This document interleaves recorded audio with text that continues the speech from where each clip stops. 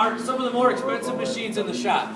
So this one right here, the planer, is about a $4,000 machine, and the time saver here is about a $20,000 machine. Now they're both very high quality, and these are what sets our shop apart from probably most other high school woodworking shops, and in my mind makes this one of the nicest ones in the state.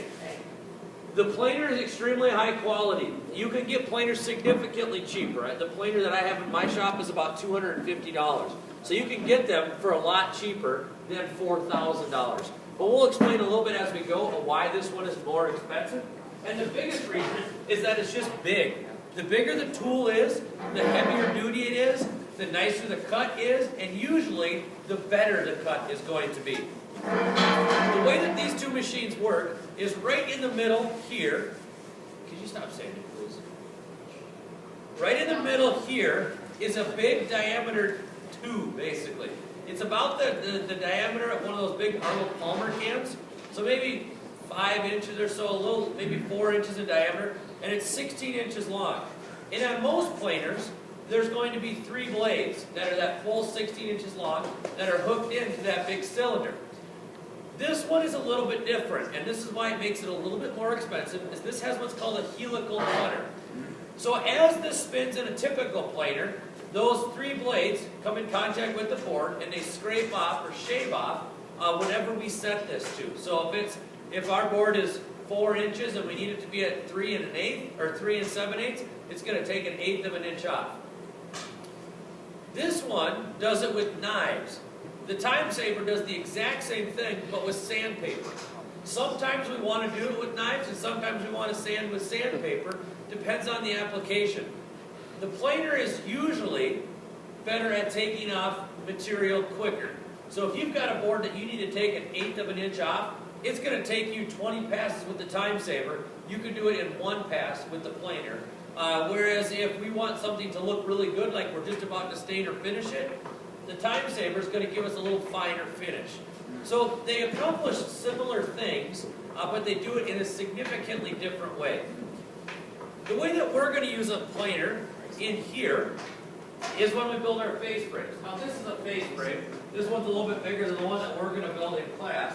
But these edges need to be super square and really nice.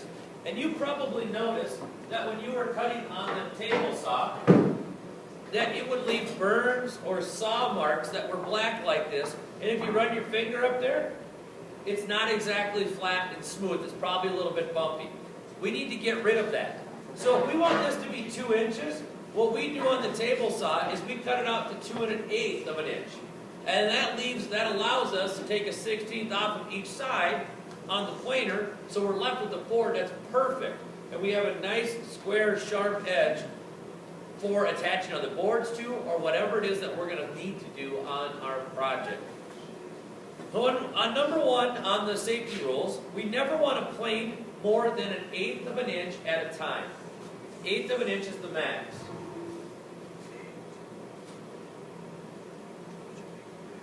Now, I drive a truck for my cabinet shop, and that truck is a half-ton truck.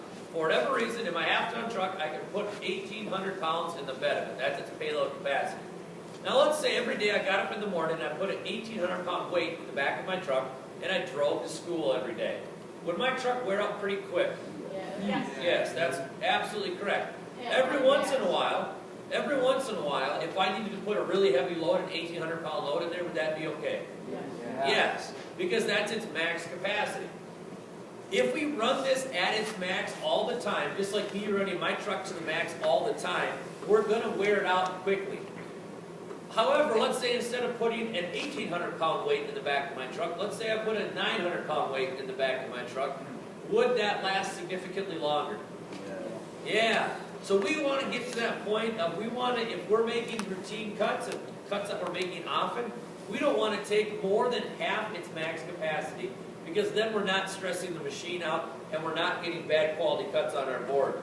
If we use our board, when we take more than 1/8 of an inch off on our board, it takes off so much that it tends to splinter or chip or take chunks out instead of making a nice clean finished cut. So we never plane more than 1/8 of an inch, but 1/16 of an inch is the cut that we really want to be making. We want to set this up to do about 1/16 of an inch at a pass.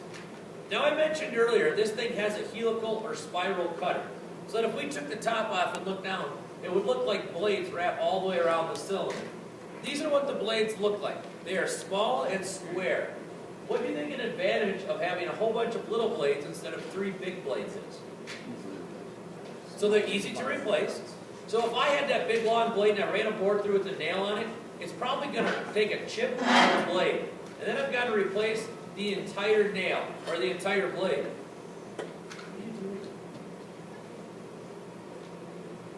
This way, if I get the chunk or the defect in the blade, I just have to replace the little square piece instead of the whole deal. The other thing is, you probably can't see it from where you're sitting, but these square blades have 4 sides on them. So at the end of every year, I just come in here and take the cover off, I rotate those blades 90 degrees, and I can reuse them again. They're brand new again. And I wind up doing that either every semester or every year, depending on how hard we are on the planer. So far, through first semester, this got installed over the summer. Through first semester, the blades are still cutting awesome, and I haven't had to change them yet. Number 2, stock should be at least 12 inches long. 12 inches long. The way that I can test 12 inches is if I set it on top of these 2 rollers and it doesn't fall in the middle of them, it's long enough. If my board is shorter than the 12 inches, the problem I'm going to have is that inside the machine there are 2 rollers, and these rollers pull my board through the planer. Those rollers are about 12 inches apart. So if I have a board that's only 10 inches long, it makes it through the first roller that's pulling it through, and then it stops because it can't engage with that last roller, so now my board is stuck inside the planer. That's not good because that can turn sideways, that can get thrown. We don't want to have the planer not in contact with the board. So we need to make sure that our boards are at least 12 inches long. Number 3, plane with the grain. Never attempt to plane across the grain.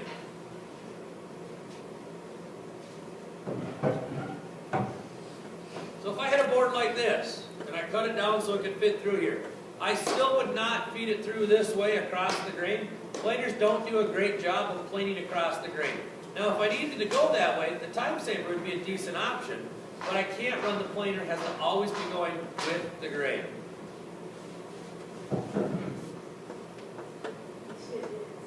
Number 4, surface only new dry lumber that is free of loose knots and serious defects.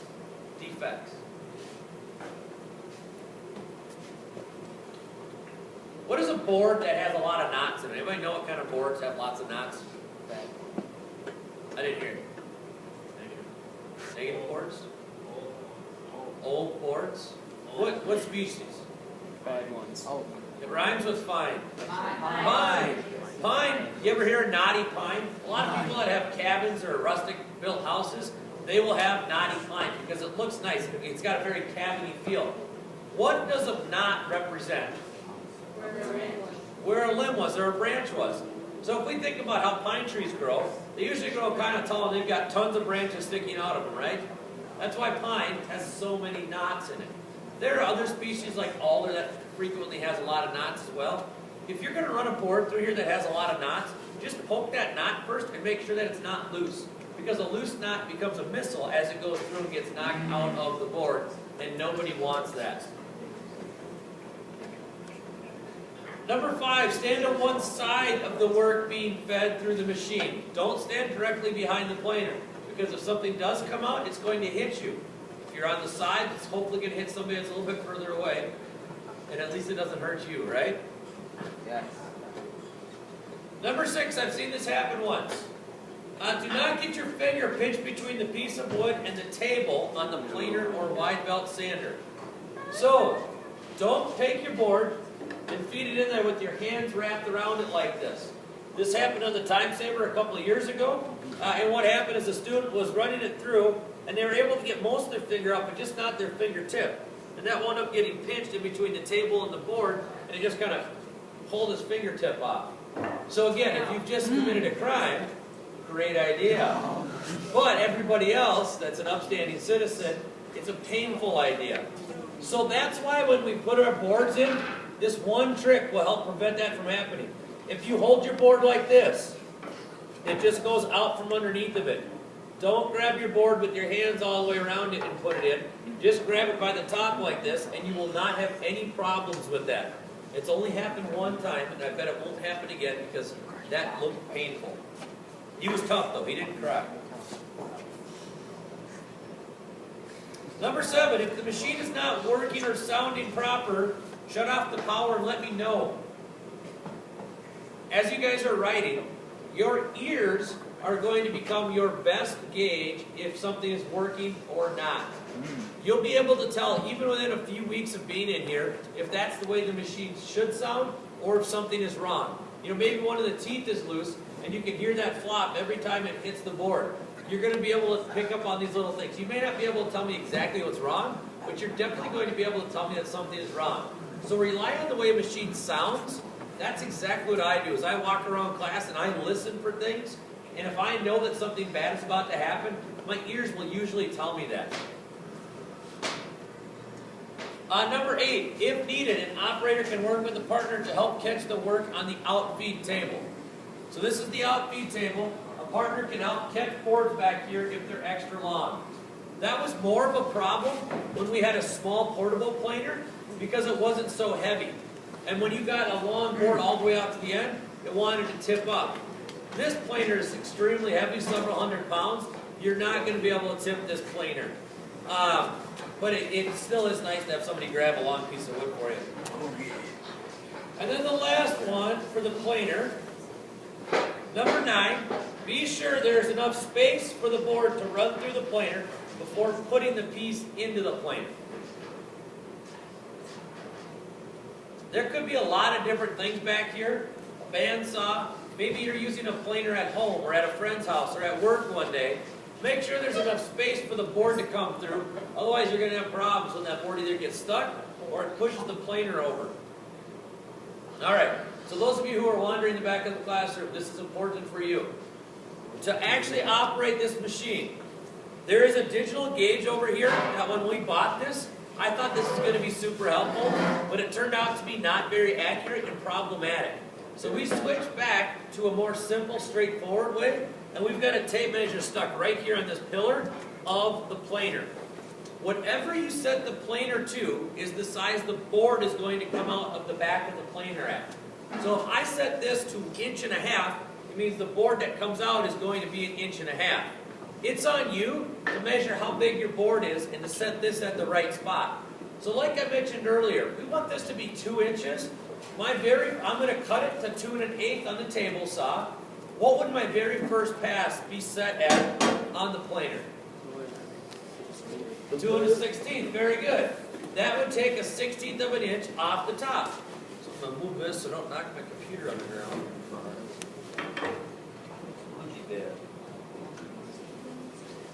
Say that again?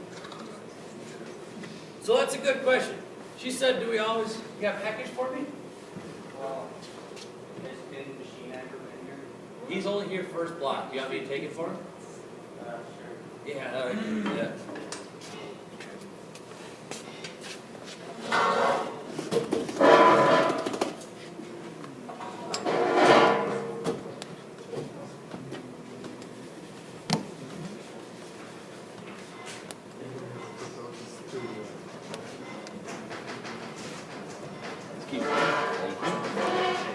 Thank you.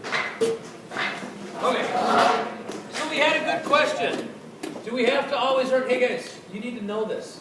Do we always have to run it through on edge like this? No.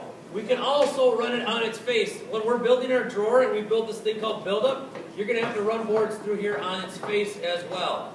But for right now, we're going to focus on doing the edges.